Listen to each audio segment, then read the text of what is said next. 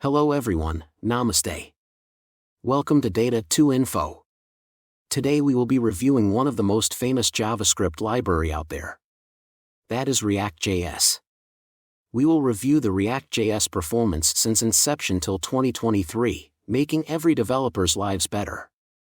There is a saying that, you can't change how people act, but what you can change is how you code React. As one of the most widely used libraries in web development, React.js has gained a reputation for its exceptional performance and scalability, making it a go-to choice for developers worldwide. So, what is React.js? React.js is a popular JavaScript library developed by Facebook for building dynamic user interfaces.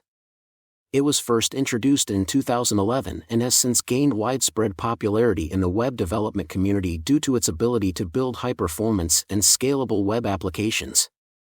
React.js has also been adapted for use in mobile app development through React Native, a framework that allows developers to build mobile apps using React.js and JavaScript. One of the key features of React.js is its ability to create reusable UI components. This means that developers can write a piece of code once and then reuse it multiple times throughout their application. Another advantage of React.js is its excellent performance. React.js is known for its ability to handle large amounts of data and complex UI components with ease. React.js also offers excellent developer tools and community support.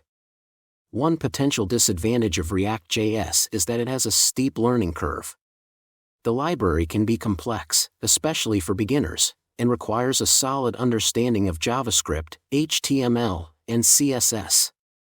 However, once developers have mastered React.js, they can enjoy the many benefits it offers.